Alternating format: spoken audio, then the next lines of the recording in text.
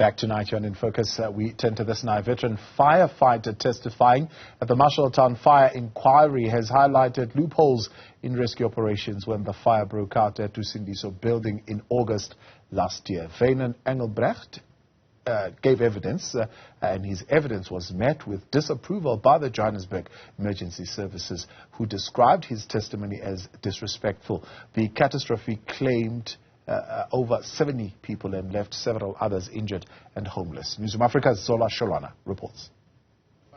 Former firefighter and CEO of Fire Brigade Wynand Engelbrecht continued with his testimony at the Gampepe Commission of Inquiry into the Marshalltown fire. The veteran firefighter claims that the city of Johannesburg had no capacity to fight the blaze. The city doesn't have an ambulance division anymore, and so the city is dependent on GPG, which is the Gauteng Provincial Government Ambulance Services. The only issue that I have is that as a subdivision, the USAR trained people should have been deployed as a unit early on in the exercise, in which they weren't.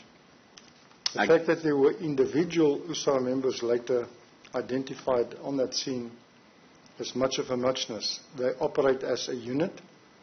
They are trained as a unit. They are equipped to deal with it as a unit. And that was my only gripe. In response to Engelbrecht's testimony, the acting chief of City of Johannesburg Emergency Services rubbishes claims of being under-resourced. When you say firefighter, they were not well-resourced in a way.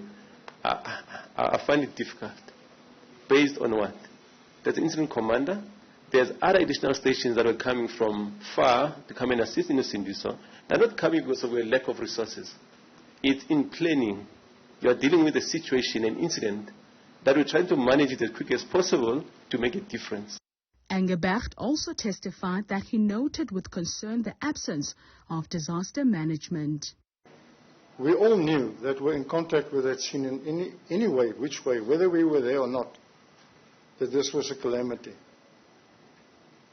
And so the question remains, why did disaster management not assist the fire department? You cannot hold the fire department, which doesn't have a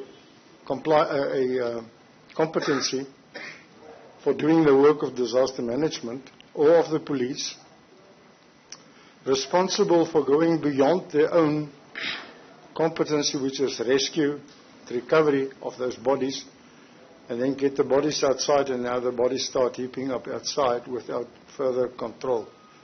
There is nothing that says that disaster management could not have gotten involved, and therefore my qualified question would still be, why weren't they involved?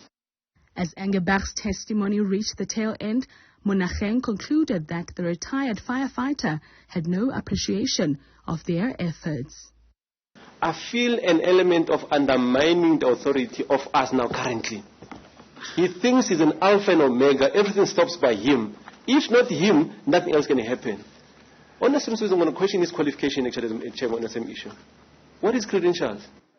The Socio-Economic Rights Institute of South Africa legal representative has taken the stand and is expected to continue cross-examining the city of Johannesburg on Wednesday. For Newzroom Afrika on Channel 405, I am Zola Sholwana in Johannesburg.